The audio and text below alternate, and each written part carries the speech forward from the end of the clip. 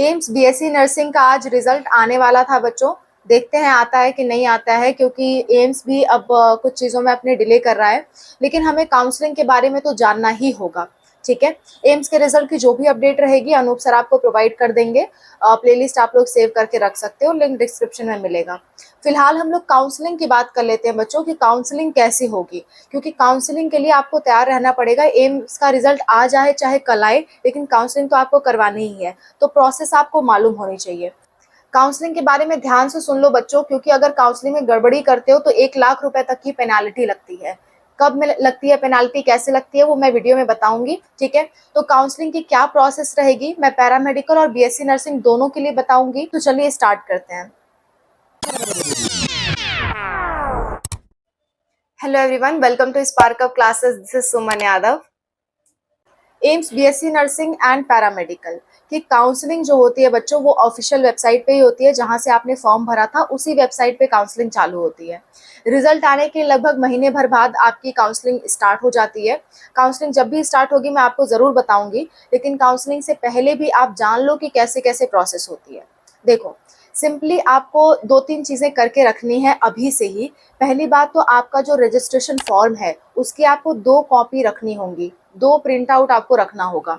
आपको अपना आरयूसी कोड याद रखना है। अगर आपने पैरामेडिकल और बीएससी नर्सिंग दोनों का भरा है तो याद रखना कि कौन सा पैरामेडिकल का आरयूसी कोड था, कौन सा बीएससी नर्सिंग वाला आरयूसी कोड था, ये आपको याद रखना होगा। अदरवाइज आपको काउंसलिंग में बहुत प्रॉब्लम आएगी।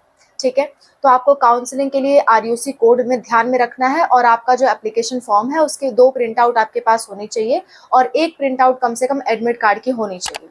इतनी चीज़ें आपके पास होनी चाहिए, तभी आप काउंसलिंग करवा पाओगे, क्योंकि इसके नंबर्स जो है वो आपसे पूछे जाते हैं। ठीक है, तो जब भी काउंसलिंग स्टार्ट होगी आपको ऑफिशियल वेबसाइट पे जाना होगा। अपना रजिस्ट्रेशन आईडी, आरयूसी कोड और पासवर्ड डाल करके आपको लॉगिन करना होगा। लॉगिन करने के बाद आपको वहाँ एक रजिस्ट्रेशन फॉर्म फिल करना होता है। एक और बात मैं आपको बता दूं, ये काउंसलिंग में वही लोग पार्टिसिपेट कर सकते हैं जिनका मेरिट लिस्ट में नाम आया हो। अब आप पूछोगे मेरिट लिस्ट क्या है, तो देखो बच्चों, जब एम्स का रिजल्ट आता है ना, तो रिजल्ट ऐसा नहीं है कि रिजल्ट आपका ऐसे स्कोर कार्ड के फॉर्म में इसमें नहीं आता है। इसमें एक मेरिट लिस्ट आती है बच्चों। मेरिट लिस्ट का मतलब है कि एक पूरी लंबी लिस्ट आएगी, उसमें रोल नंबर वाइज लिखा होगा कि ये वाले बच्चे का इतने मार्क्स है, ये वाले बच्चे का इतना मार्क्स है, और जिसके बहुत ही कम मार्क्स रहते हैं उसका रिजल्ट दिखाता ही नहीं है। इसमें ऐसा केस होता है। अगर आपके बहुत कम मार्क्स हैं, आपके बिल्कुल मतलब 5 नंबर, 10 नंबर, 20 नंबर है, तो आपका रिजल्ट दिखाएगा ही नहीं। ठीक है, इसमें उन्हीं बच्चों का रिजल्ट आता है मैक्सिमम जो मेरिट लिस्ट में आ रहे हैं, जो काउंसलिंग करवा सकते हैं, उन्हीं का रिजल्ट शो होता है, बाकी लोग का रिजल्ट शो ही नहीं होता है। ओके, तो जब भी रिजल्ट आएगा आपको एक मेरिट लिस्ट मिलेगी। ठीक है, उस मेरिट लिस्ट में आपको अपना चेक करना होता है, सर्च करना होता है कि आपका रोल नंबर कौन सा है, आप उस मेरिट लिस्ट में हो कि नहीं हो। अगर उस मेरिट लिस्ट में हो तभी आप काउंसलिंग में पार्टिसिपेट कर पाओगे, अदरवाइज नहीं पार्टिसिपेट कर पाओगे। जब मेरिट लिस्ट आ जाएगी मैं एक बार आपको देखना बता दूंगी, चिंता मत करो। ठीक है, आप कमेंट्स में मेंशन कर देना जब भी आपको आ जाए, जब आपका रिजल्ट आ जाए आप एक बार कह देना मैम मेरिट लिस्ट वाली बात बता दो, मैं बता दूंगी। फिलहाल मेरिट लिस्ट में जो लोग हैं वही लोग काउंसलिंग में जा सकते हैं। काउंसलिंग में जाना कैसे समझाती हूँ। रिजल्ट आने के लगभग 1 महीने बाद आपकी काउंसलिंग पोर्टल ओपन होती है। थोड़ा बहुत इधर उधर हो सकता है, जब ओपन होगा डेफिनेटली इन्फॉर्म करूंगी। काउंसलिंग पोर्टल जब ओपन होगा आपको रजिस्टर करना पड़ता है। अपनी आईडी डालोगे, पासवर्ड डालोगे, आरयूसी कोड डालोगे, लॉगिन करोगे। उसके बाद एक आपको पेज भरने को आता है, वो आपको पेज फिल करना होता है। उसमें आपकी जनरल डिटेल्स पूछी जाती है और कुछ नहीं। ठीक है, इसके बाद आपसे एम्स के कॉलेज की प्रेफरेंस लिस्ट मांगी जाती है बच्चों। एम्स के जितने भी कॉलेज हैं वो आप सबकी सब भरना, लेकिन ऑर्डर क्या रहने वाला है ये ध्यान से समझो। अगर आपके मार्क्स काफ़ी कम है, जैसे कि आपके मार्क्स 40, 50, 60 ऐसे आपके मार्क्स हैं टोटल में से, तो आपको क्या करना होता है, ऐसे एम्स भरने होते हैं जिनकी कट ऑफ कम जाती है। जैसे एम्स भिलाई, ठीक है, एम्स बिलासपुर, ये सब की कट ऑफ थोड़ी कम जाती है, तो आपको ऐसे कॉलेज प्रेफरेंस में भरने हैं। इससे क्या होगा ना, आपको वो कॉलेज मिलने के चांस हो जाते हैं। ठीक है, लेकिन फिर भी ऐसा भी मत भर देना, मान लो आपके मतलब 80-90 नंबर है तब भी आप ये कॉलेज पहले ही भर रहे हो, ऐसा मत करना। प्रेफरेंस लिस्ट भरने मैं सिखाऊंगी, आप लोग अपने मार्क्स बताना, उस हिसाब से मैं एक बार सजेस्ट करूंगी प्रेफरेंस लिस्ट कैसे भरनी होती है। पर इतना जानो आपको प्रेफरेंस लिस्ट भरनी होगी।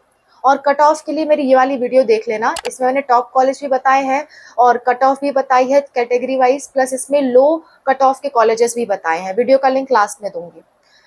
तो आपको कॉलेज लिस्ट आपको भरनी होती है, पर एक बात ध्यान रखना, सारे के सारे कॉलेज भरना। ऐसा मत करना कि आप एक कॉलेज, दो कॉलेज भर रहे हो, बाकी छोड़ दे रहे हो, ऐसा मत करना। सारे के सारे कॉलेज भरना, ठीक है। बस ऑर्डर क्या रहेगा वो मैं आपको रिजल्ट आने पे बताऊंगी, आप मुझसे हेल्प ले सकते हो।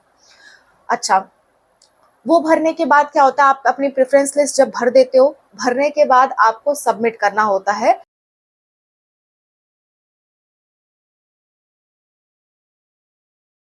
एम्स की काउंसलिंग में आपके कोई पैसे नहीं लगते हैं, 0 रुपीज में काउंसलिंग हो जाती है, क्योंकि फॉर्म भरते टाइम ही आपके अच्छे खासे पैसे लग गए थे, और मैंने बता रखा था एम्स की काउंसलिंग में आपके एक भी रुपए नहीं लगेंगे।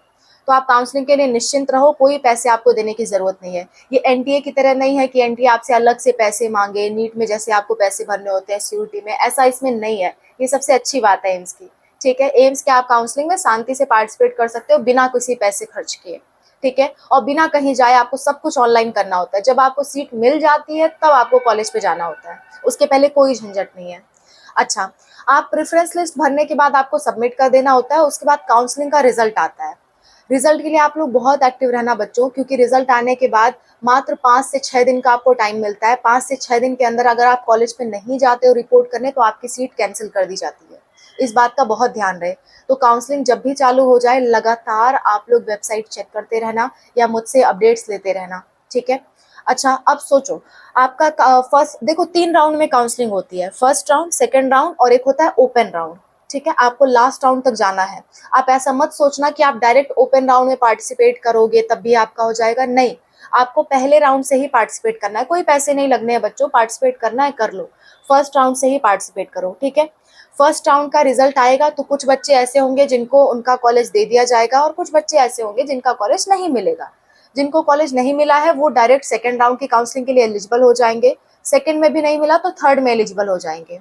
लेकिन जिन बच्चों को फर्स्ट राउंड में ही कॉलेज मिल गया, उनके पास एक ऑप्शन होता है बच्चों, या तो वो उस कॉलेज को ले ले और आगे की काउंसलिंग में पार्टिसिपेट ना करें, या फिर उनके पास एक ऑप्शन ऑप्शन होता है कि अगर वो सेटिस्फाई नहीं है तो उस कॉलेज को एक्सेप्ट तो करें, लेकिन वो सेकेंड राउंड में भी पार्टिसिपेट करें।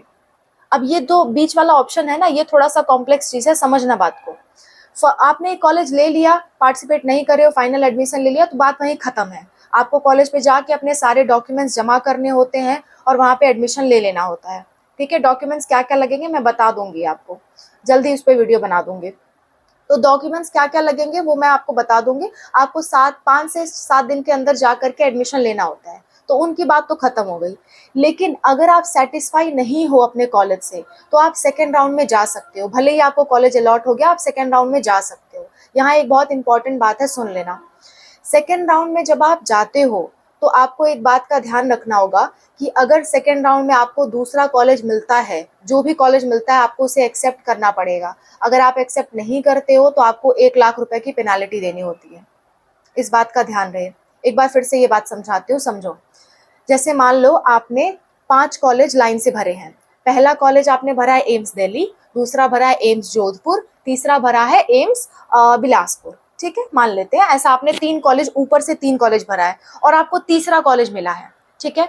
आप चाहते हो कि नहीं नहीं, मैं चाह रहा था कि एम्स दिल्ली मिल जाता मुझे या एम्स जोधपुर मिल जाता, मैंने जो फर्स्ट सेकंड प्रायोरिटी दी थी उस वो मिल जाता। तो आप क्या करोगे, इस कॉलेज को एक्सेप्ट तो करोगे, साथ साथ सेकंड राउंड में पार्टिसिपेट करोगे। अब सेकेंड राउंड में पार्टिसिपेट करने के बाद आपका जो रिजल्ट आएगा उसमें आपका या तो वही कॉलेज आएगा कि एम्स बिलासपुर ही आ जाएगा, या फिर आपके जो ऊपर के कॉलेजेस हैं वो आपको मिल जाएंगे, ठीक है। ऐसा होगा, आपके ऊपर के कॉलेजेस आपको मिल जाएंगे। और अगर आप तब उस कॉलेज को छोड़ते हो, आप नहीं एक्सेप्ट करते हो, तो आपको 1 लाख की पेनाल्टी देनी पड़ेगी। मान आपको बिलासपुर मिला था, इस बार आपको जोधपुर मिल गया और आप चाह रहे हो कि नहीं यार इससे अच्छा तो बिलासपुर ही था, तो आप ऐसा नहीं कर सकते, आपका पहले वाला कैंसिल हो जाएगा, आपको जोधपुर में ही लेना पड़ेगा। और अगर आप नहीं लेते हो तो 1 लाख रुपए पेनाल्टी लगेगी बच्चों। इसलिए बहुत सतर्कता के साथ काउंसलिंग में पार्टिसिपेट करना, ठीक है। क्योंकि 1 लाख कोई आम बात तो है नहीं पे करना, आपको पेनाल्टी के तौर पे देना पड़ेगा, यानी कि पनिशमेंट के तौर पे आप कह सकते हो देना पड़ेगा। क्योंकि एम्स की सीट बच्चों बहुत मुश्किल से मिलती है और आप उसे बर्बाद कर रहे हो, ठीक है।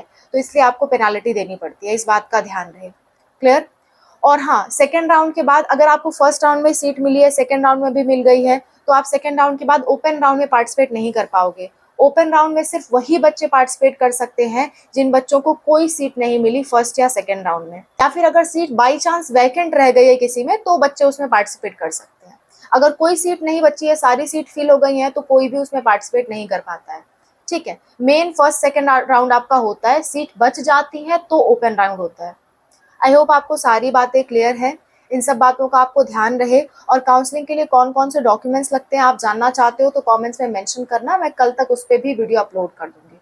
Okay, so thank you so much for watching, bye, take care.